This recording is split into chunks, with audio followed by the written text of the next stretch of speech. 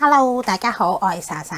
周圍去好多間唔同嘅 Daiso， 試多咗好多關於手部護理同埋美甲嘅一啲用品。咁試咗輪之後呢，想同大家分享下我嘅一啲使用感受啦，同埋類似一樣產品，覺得邊一樣好用啲呢？咁樣咁就希望今日呢一條片呢，可以俾一個參考大家。東西都比較多嘅，咁所以都會分開上下兩條片噶啦。上集呢，我會先講一啲手部護理美甲嘅前置準備等等嘅一啲用品啦。咁就事不宜遲，我哋入正題啦。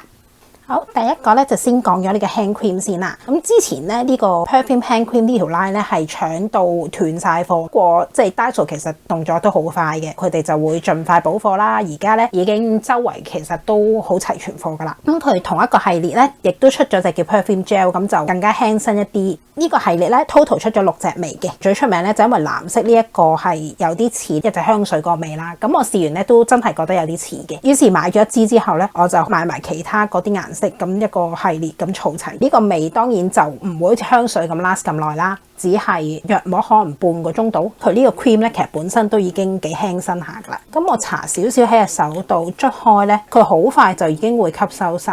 完全唔係嗰種話會好笠要喺隻手度隔好耐先至吸收到，驚揩到啲衫嘅嗰種 cream 咯。咁大家建議捽開已經吸收咗。咁所以本身佢咁輕身嘅時候咧，我就冇買嗰個 gel 嚟試啦。咁其實而家好多鋪頭翻齊咗啦，亦都有晒試用裝擺側邊，咁大家可以去試唔同嘅味，因為佢呢個 series 最出名就係佢嗰個香味啊嘛。咁中間呢4隻咧都係一個花香味嚟嘅。咁我而家呢個擺位咧就係我覺得佢個味道由淡去到綠，粉紅色呢支咧就係最輕最淡嘅。咁跟住白色、橙色就已經開始係有啲稍微重嘅一個香味嘅啦。而藍色呢個咧就更加係好明顯嘅香味嚟嘅。咁紫色呢個咧就係一個生果味少少，佢個味會更加濃嘅，比起呢幾支。咁而呢一個 Green and Tea 咧，佢令我幾驚喜嘅，一個清清地嘅綠茶香味啦，聞落去咧都唔會話好濁都有帶少少甜嘅。咁我覺得除咗話平時成日聞嗰啲花香果香嘅話咧，呢個 Green Tea 都幾得意幾特別，大家都可以試下咯。Shea Butter 乳木果去做嘅一個 hand cream 啦。頭先講呢一個咧，主要係為咗個香味嘅。咁而呢一條 line 咧，我就覺得真係似翻一支潤手嗰個 hand cream 嘅質地。尤其冬天啦，我覺得呢一個咧就真係值得入手嘅。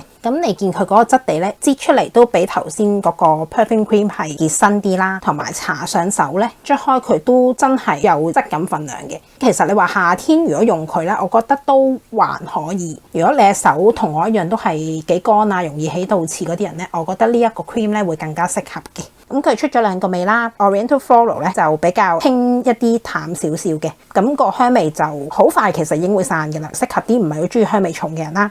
咁如果你中意有多少少香味嘅話咧，就可以試翻呢個 Fruity Citrus， 幾明顯嘅一個花香嚟嘅，就甜少少。咁大家可以亦都試下。咁指緣油咧，我都試咗2隻嘅。呢一支咧係一個法國製造嘅 line 啦，咁佢要300 yen， 香港就係賣35蚊啦。咁而呢2個咧就係正常100 yen 嘅，咁佢就係 Made in Japan 嘅。粉紅色呢支咧就話係葡萄油，咁會比較清爽啲啦。而藍色呢支咧就係向日葵籽油，就潤少少，話係俾你瞓覺之前用嘅。咁我先講咗我覺得好用啲咧，300 yen 呢一支，佢個份量係8ml，就比起呢個5ml多啲啲啦。佢用起上嚟咧，我覺得真係見到有潤咗，同埋搽咗2個禮拜之後咧，指緣生倒刺嘅情況咧係好咗少少嘅。咁用嘅方法就係好似頭先咁搽咗啲喺個邊度啦，然之後咧就慢慢咁捽。如果你冇做美甲咧，其實你都可以捽埋上去嘅。咁佢隔一陣咧就會索咗噶啦。咁我早晚即係朝早起身出門口之前啦，就會搽少少。咁同埋臨瞓之前咧，我都會搽一次嘅。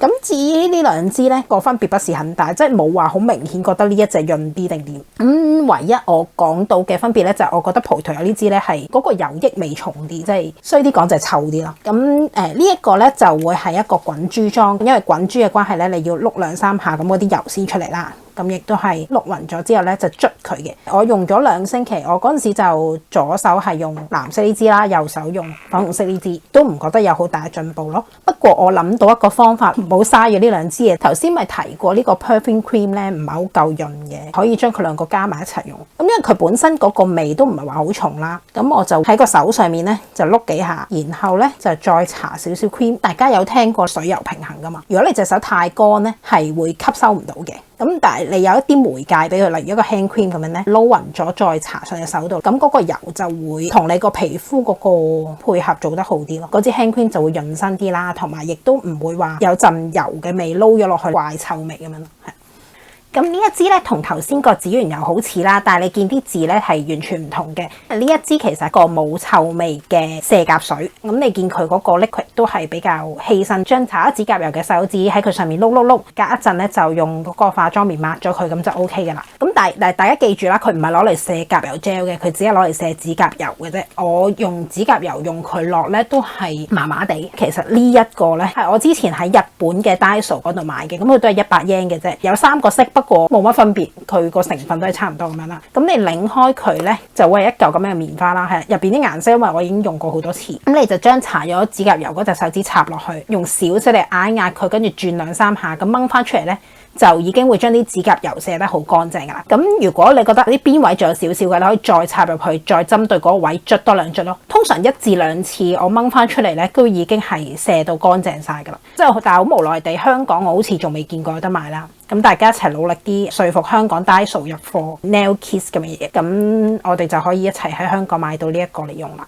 磨指甲工具咧，我就試咗呢4款嘅，最中意咧就會係呢一個 Nail File， 咁佢係一個玻璃指甲銼啦，附送埋一個收納用嘅盒，咁你之後入住佢咧就會安全啲咯。如果唔係跌落地下，其實都幾容易跌斷或者跌爛嘅。咁佢就係俾你用嚟磨指甲型嘅，因為好似我咁咧定咗一個方圓甲咧，其實我而家就好少剪指甲，生長咗我就磨短佢，咁 keep 住我呢一個指甲型。我用咗2-3次啦，佢真係都幾利下噶，磨2-3下咧都已經收短咗甲型出嚟嘅，唔好太大力啦，因為佢都幾粗，磨得幾快。咁用完之後咧，就係清水沖翻乾淨，咁然後晾翻乾咧，就可以擺翻落個收納盒度，咁可以用好多次都得嘅，亦都比較環保啦。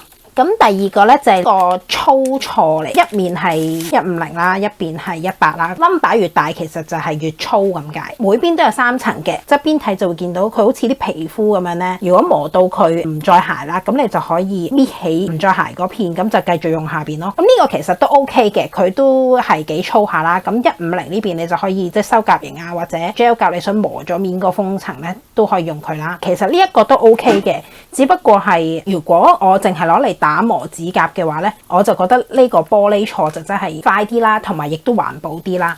咁但係如果你話你要攞嚟磨甲面啊嗰啲咧，其實呢一個都會做得好好嘅。不過咧，因為佢有3層啊嘛，佢都係比較粗嘅一個銼啦。如果你要收近呢啲位咧，就未必做到啦。咁大家要留意翻。咁至於呢個咧，就可以彌補到頭先講嗰個太粗攝唔到落啲指甲邊個問題啦。便攜式咁樣嘅一個小指甲銼，咁都係幾鞋下嘅。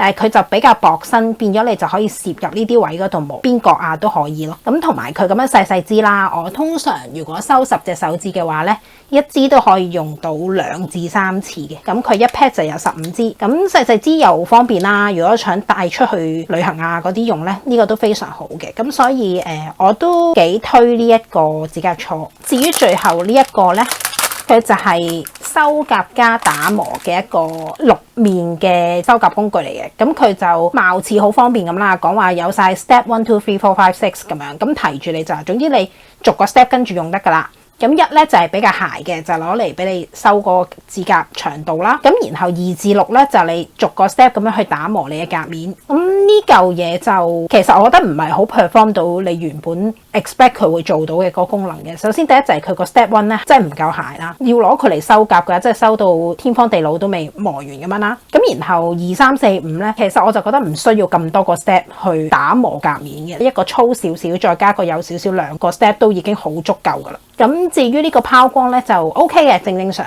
冇乜特別。但係如果我要特登買一嚿嘢咁樣6面咁多個 step，佢又要黐埋晒一齊嘅話咧，我就覺得不如我正經買翻一個銼一個拋光去用。即係如果我個拋光第日用到禿咗嘅，咁我咪淨係買翻支拋光就 OK 咯。咁呢一個6面嘅收甲器咧，我就唔推薦大家買啦。咁上集咧就先講到呢一度先。如果覺得我嘅分享都幾有參考價值，想繼續睇落去知多啲嘅話咧，就記住要 like 呢條片同埋 subscribe 我呢個 channel。咁下集出嘅時候咧，System 就會盡快通知你噶啦。我係莎莎，我哋下集再見，拜拜。